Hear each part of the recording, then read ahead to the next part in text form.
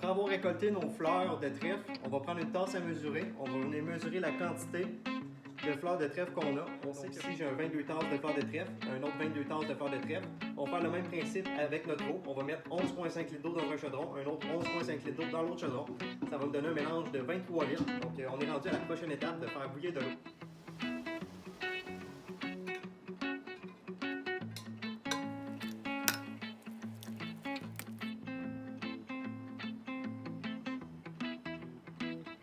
Ça fait maintenant 48 heures que notre liquide de trèfle repose dans nos chaudrons.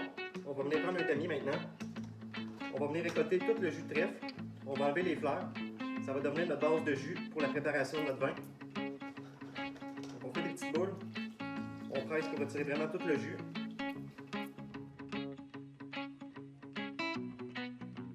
Une fois qu'on a enlevé le plus gros des fleurs à l'intérieur de nos chaudrons, on va venir prendre notre cuve primaire qu'on va avoir désinfecté, bien lavé avant. On va venir prendre un tamis avec une serviette qu'on va déposer dans le tamis pour filtrer tout le reste de notre liquide. On va aller enlever toutes les impuretés qui pourraient rester, les fleurs aussi.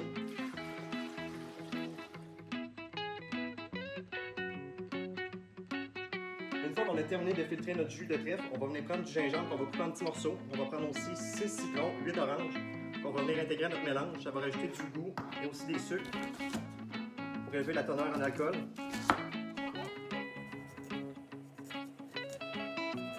Une fois qu'on a terminé de couper nos fruits, nos oranges, notre citron et le gingembre, on peut aussi couper des raisins secs en petits morceaux.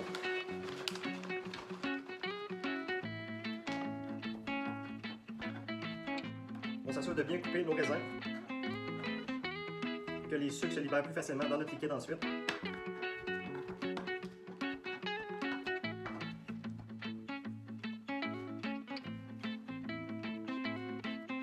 Quand on va couper nos fruits, on va s'assurer d'avoir tous nos sucres qu'il faut pour notre mélange. Ici, moi, j'ai 5 kg de sucre. J'ai mes fruits qui contiennent du sucre et on peut mettre aussi du miel ou du sirop d'érable. Donc, la prochaine étape, c'est de rajouter nos sucres pour aller chercher une densité d'environ 1070 à 1090.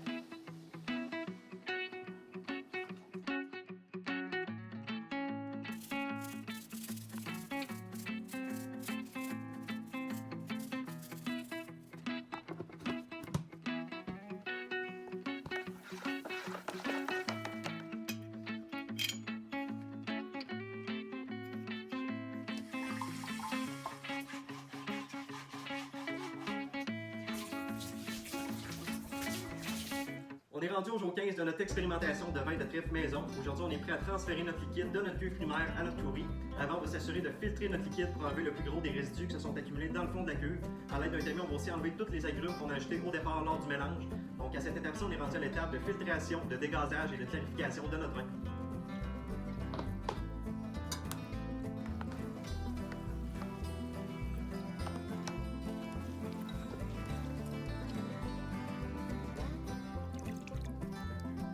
Une fois qu'on a bien nettoyé et désinfecté notre deuxième cuve, on va avoir besoin d'un autosiphon, d'un tube flexible et d'un transvideur à vin.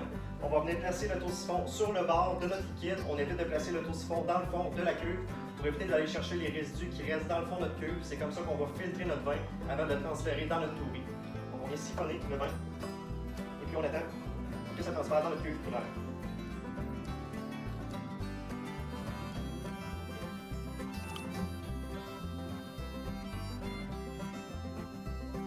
Une fois qu'on a fini de transférer notre vin dans notre tourie, c'est maintenant le temps d'ajouter les agents de clarification. Donc moi j'utilise du sorbate de potassium et du quicelsol pour commencer.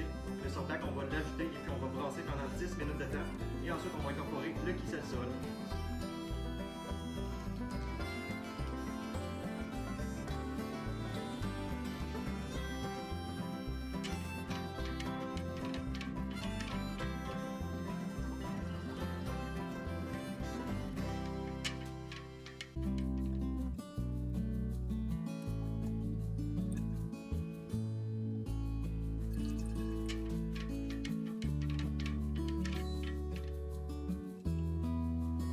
Ça fait maintenant 37 jours qu'on a commencé notre vin de trèfle. Aujourd'hui, on est rendu à l'embouteillage. On va laver, désinfecter 28 bouteilles en tout. On va avoir besoin d'un autosiphon, d'un tube flexible et d'un transducteur à vin. On va utiliser une deuxième tourie pour filtrer notre liquide avant de l'embouteiller.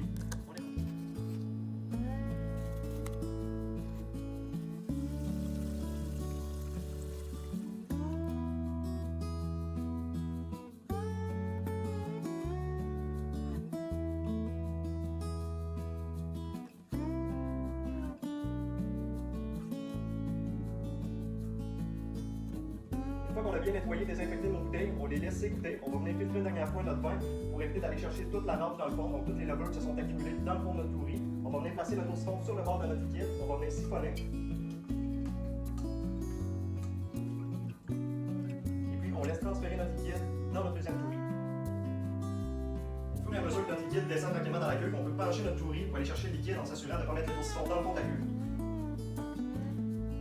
On a terminé de désinfecter et nettoyer nos bouteilles. On a filtré une fois notre vin. On s'est assuré qu'il n'y avait plus de résidus dans le fond de la cuve. On est maintenant rendu à l'étape de l'embouteillage. On va avoir besoin encore de notre auto-siphon, du tube flexible, d'un transvideur à bouteille et des bouchons. Pour l'embouteillage, on va venir placer l'auto-siphon dans le fond de notre tourie. On va venir placer notre transvideur à bouteille dans le fond de la bouteille.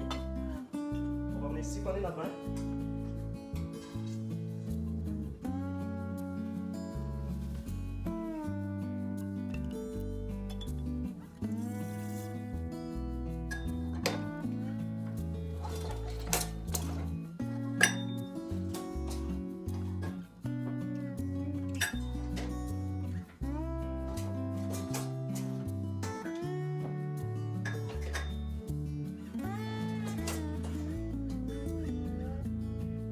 Et voilà, on a terminé notre expérience de vin de trèfle maison, un vin qui est floral, fruité, chaud, réconfortant. Ça m'a fait plaisir de partager ma recette avec vous. N'hésitez pas à commenter, on se dit à une prochaine vidéo.